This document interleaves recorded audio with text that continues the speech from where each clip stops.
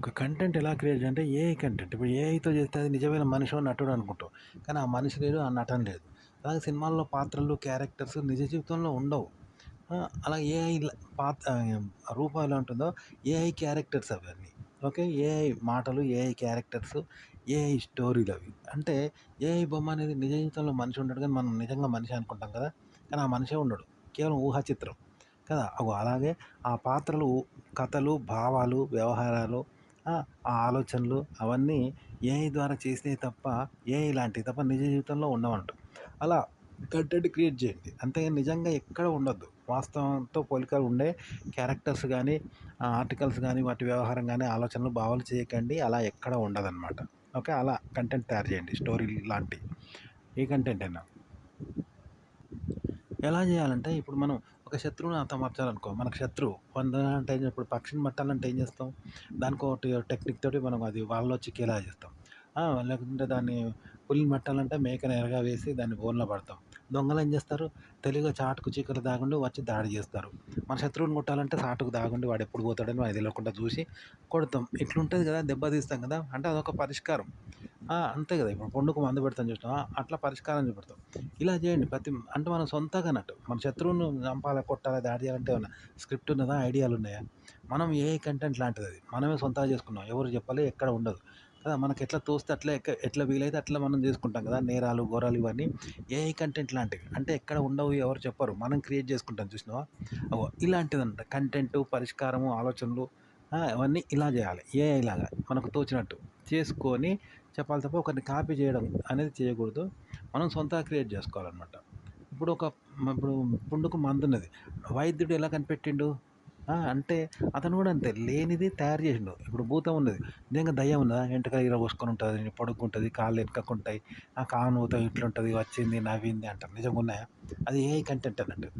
ఇట్లా మీరు కంటెంట్ చేయాలి. సినిమా కంటెంట్ ఇలా ఉంటుంది. యూట్యూబ్ కంటెంట్ కూడా ఇలాగే చేయాలి. ఏఐ కంటెంట్ అంటే ఎలా చేయాలంటే, ఉదాహరణ చెప్తాను. ఏఐ కంటెంట్ అంటే లేనిదనమాట. ఇప్పుడు దయ్యం ఉన్నది. దయ్యం ఎక్కడైనా ఉన్నదా? అసలు దయ్యం అనేదే లేదు. మనం భయంతో దానికి పేరు పెట్టుకున్నాం. ఏది? ఎంటికలు విరబోసుకొనొస్తదని, నల్లగుంటదని, పొడవుగుంటదని, కాళ్ళు వెనక్కుంటాయని, ఇట్లా కల్పనలు చేసుకున్నాం కదా! ఒక సినిమా అంతా కథ ఇలాంటిదే అనమాట. మొత్తం విలను, హీరో, హీరోని ప్రేమించడం, ఏడవడం, బాధపడడం ఇవన్నీ ఉంటాయన్నమాట. అయితే ఇప్పుడు మనకు మ్యాజిక్ ఉన్నది కదా! మ్యాజిషియన్. అది దాంట్లో వంకాయలకెళ్ళి ఉంగరం తీస్తాడు. తలలోకెళ్ళి ఉంగరం తీస్తాడు. కళ్ళల్లోకెళ్ళి ఏదో బొంచుకుంటాడు. బంగారం మాయం చేస్తాడు. చెవులకెళ్ళి తీస్తాడు. ఇలా ఉంటాయి కదా! దీన్ని మాయమంత్రం లాంటిదంటారు. మ్యాజిక్ అంటారు. అలాగే మాయమంత్రం అంటారు. ఇలాంటి చేసేవాళ్ళని బాబాలంటారు. దేవుని మహిమలంటారు. మంత్రాలంటారు. అన్నీ ఇలాంటియే. మ్యాజిక్ అంటారు. ఇవన్నీ ఇలాంటివి కదా! అయితే అందుకే మనం ఇట్లా చూస్తాం. ఇప్పుడు మ్యూజిషియన్ ఉన్నాడు. వాడు మెడలోకెళ్ళి ఉంగరం తీస్తే వాడి గొప్పతనం ఏమున్నది? వాడు వంకాయలకెళ్ళి తీత్తేనే చూస్తాం. వాడు తలలోకెళ్ళి తీత్తేనే చూస్తాం. అలాగే ఇప్పుడు ఒక సాధువు ఉన్నాడు. భవిష్యత్తు గురించి చెప్తేనే చూస్తాం. అతను ఏదో ఆశీర్వదిస్తే అది నిజమైతేనే మనం నమ్ముతాం కదా! అతను కూడా మ్యాజిక్‌లు చేస్తాడు కదా! తలలోకెళ్ళి ఏదో ఉంగరం తీయడము, కళ్ళల్లోకెళ్ళి ఉంగరం తీయడం, సాధువులు, సన్యాసులు మంత్రగాళ్ళు చేస్తారు కదా! మంత్రగాడు మాయమంత్రం చేసి మనుషులని చంపుతేనే కదా వాడు మాంత్రికుడు అంటారు కదా! ఇలాంటివి చేస్తాడు. వాడు కూడా మ్యాజిక్ లాంటివి. కానీ అది మహిమ అంటారు. అంటే అభూత కల్పన అనేది ఎట్లుంటదో అలాంటిదనమాట ఇది గూడా. అవాస్తవమైన పని జేస్తారు గదా! ఇది గూడా ఏఐ కంటెంట్ లాంటిదనమాట. ఇగో ఏఐ కంటెంట్ గూడా ఇలాంటిదే అన్నమాట. ఇలా చేస్తేనే ఏఐ కంటెంట్ అంటారు.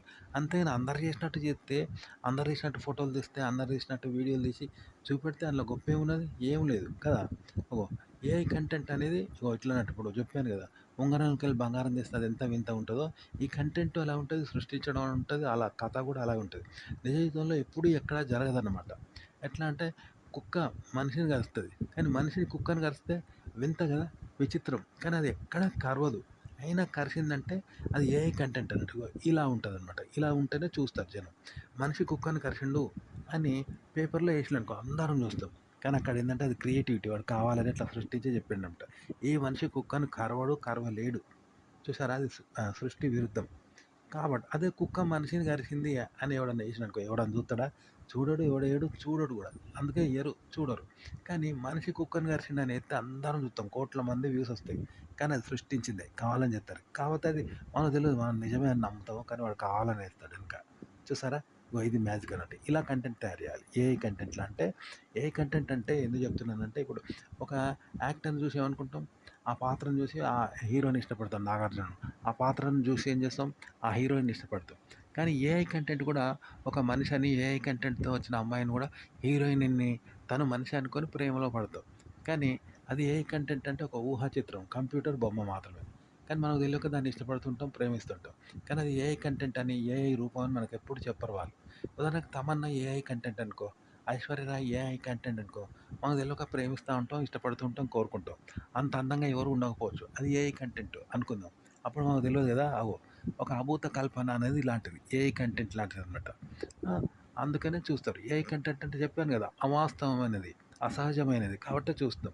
ఓహ్! అలా క్రియేట్ చేయండి కంటెంట్‌ను. అలా చేస్తేనే జనం చూస్తారనమాట. అయితే ఈ నిరాధారమైన ఫాంటసీ, అలాగే నిరాధారమైన ఫాంటసీ కంటెంట్ మనం క్రియేట్ చేసి ఫాంటసీ చేయాలి. ఒకరిని కాపీ చేయకుండా. ఆ ఫాంటసీ కూడా నిరాధారంగా చేయాలి. నేల ఆధారం లేకుండా. కంటెంట్ కూడా ఒకరిని కాపీ చేయకుండా చేయాలి. అంటే అది నేల ఆధారం లేకుండా చేయాలన్నమాట. అది ఎలా చేయాలంటే ఇప్పుడు టీవీ సీరియల్స్ ఉన్నాయి. ఇప్పుడు అందులో ఆడవాళ్ళ పక్షపాతం కదా! మగవాని సైడ్ ఉండరు. మగవాళ్ళను విలన్లు చేసి ఆడవాళ్ళు హీరోయిన్లు అన్నట్టుగా చెప్తారు. ఆడవాళ్ళు మంచోళ్ళు, మగవాళ్ళు చెడ్డోళ్ళు అన్నట్టు చూపెడతారు. మగవాళ్ళని కొడతారు. కానీ అడిగేటోడు ఉండడు అక్కడ చూసినావా? అట్లుంటదనమాట. కానీ అది న్యాయమా? కేవలం స్త్రీ పక్షపాతం, స్త్రీవాదం అంటారు దాన్ని. స్త్రీ పక్షపాతం పూర్తిగా. మగవాడికి న్యాయం లేదు. స్త్రీది మాత్రమే రైట్ అన్నట్టుగా చూపెడతారన్నట్టు. తప్పైనా రైట్. మగవాడిది రైట్ అయినా తప్పు. అది అనమాట అక్కడ. ఎందుకంటే చూసేవాళ్ళు ఆడవాళ్ళు మాత్రమే కాబట్టి వాళ్ళకి అట్లా చూపెడతారు. అగో అట్లా అన్నమాట. మీరు ఫాంటసీ నిరాధారంగా ఒకరిని కాపీ చేయకుండా ఫాంటసీ క్రియేట్ చేయండి. ఈ విధంగా చేయండి. అలాగే కంటెంట్ కూడా అంతే. ఒకరిని ఆధారం చేయకుండా మీరు సొంతంగా కంటెంట్ క్రియేట్ చేయాలి. అది ఇగో ఈ విధంగా చేయాలి టీవీ సీరియల్‌లాగా.